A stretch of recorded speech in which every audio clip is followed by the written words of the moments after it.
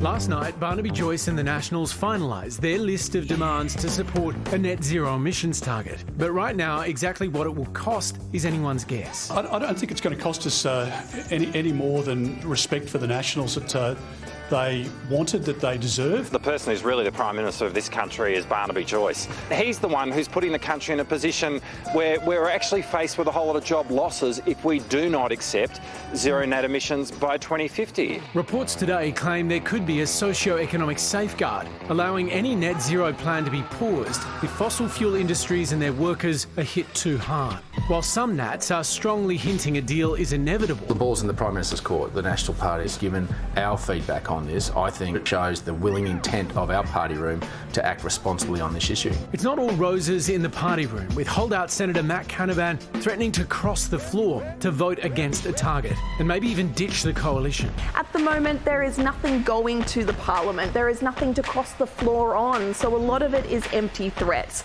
It's just a way of making noise, of making themselves heard, and just reminding everybody that they're not going away. And in the middle of it all is the PM, now haggling with his deputy ahead of yet another Nationals party room meeting this Sunday. The Cabinet will consider this matter next week before I head off to Glasgow. I expect to see some further information on that today, and I'll be in a position to announce that later in the week. Scott Morrison would have had a deadline himself for this. Cabinet needs to meet over the weekend and on Monday where they're going to make these decisions, and he does not want this dragging on into next week. He wants this well and truly over and done with before he gets on the plane to go to Scotland. Well, we're joined now by National Senator Matt Canavan, who you just heard will vote against his party and the coalition when the time comes to legislate a net zero target. Senator, the key word there was when. The Libs and the Nats are going to reach an agreement, aren't they? Look, I don't know. The situation right now, Lisa, is a no. That was the sentiment of our room last Sunday. We spent a long time looking at it, and the clear view was, with these level of details, with this on the table, it was a no. Now, obviously, we're reasonable people in the Nationals Party, and we've gone back as a party to the Prime Minister, and really the ball's in the Prime Minister's court now, so I can't predict exactly what will happen there. We'll wait and see. Matt, can you just be real with us? What is your real objection to committing to net zero by 2050? Well, in simple terms, I don't think it's going to change the environment because China's not going to act. And if China doesn't act, it won't change the environment. It will just help and hurt. It will hurt us in facing this greater risk we have right now, which is the aggressive nature we see from the Chinese Communist Party. This is what they've done in the past 20 years. We signed a trade agreement with China. They have not adhered to the obligations under that. They've stolen lots of manufacturing jobs from the West, and that's just made us weaker. And I can just see this on complete replay here, where all the woke Western countries go to Glasgow. They decide to handicap their own industry.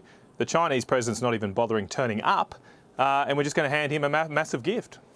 So can I just be clear then, Matt? Are you saying that your primary objection to net zero by 2050 is China? Absolutely. I mean, if you don't trust China, we should not sign up to net zero emissions, because unless China takes action, it's not going to deliver the environmental benefits. I mean, you only do. Climate change is happening, though, don't you? I mean, I do. Absolutely, as a starting point. So, are you being honest then with your own constituents and your own voters about the cost of not acting? Well, if not acting, if we don't act, and China doesn't act, well, nothing will change. Of course, it'll only work. The acting will only work if China does too. And I'm in the position here. I don't know about others, but I don't particularly trust what the Chinese Communist Party says. How are you going to convince China to act if we don't?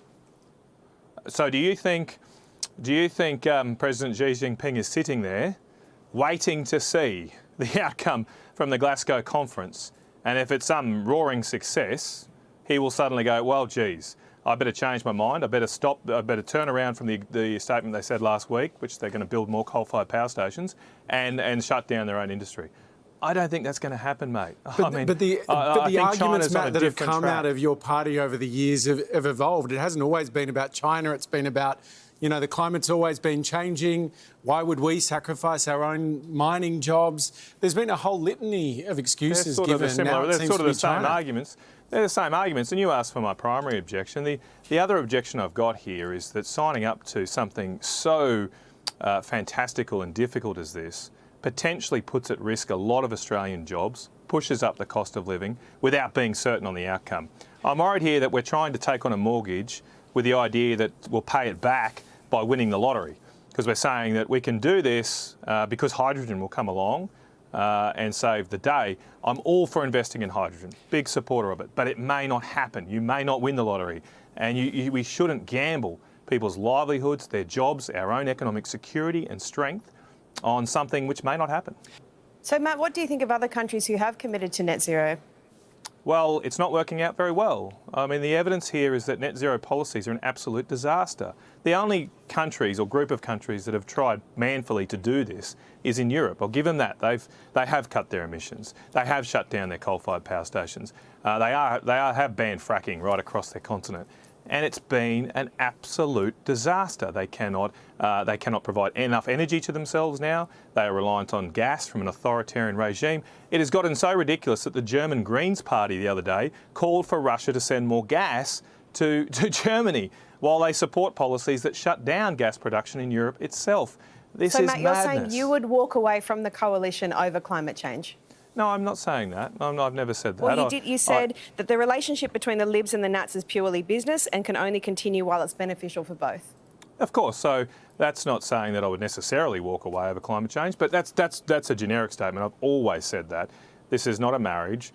This is not to death do we part. We are two separate parties, and it's got to work for both. And we were presented last week with a fait accompli. We were given very little detail. Our own cabinet ministers were hardly given any time to consider it. And as I said, the Liberal Party seemed to expect that the Nationals Party would sign up and marry a girl that we have not even met. Now, we deserve to have the time and to consider this properly given the impacts on our regions. And as long as that is given, I'm sure there'll be reasonable discussions and negotiations. Now, that doesn't change the fact that as an individual senator representing my state, I will reserve my rights to stand up for what I think is right, and I'll continue to do that within the coalition party room as well. Senator, we'll have to leave it there. Thanks for your time tonight. Thanks so much, guys. Have a good weekend.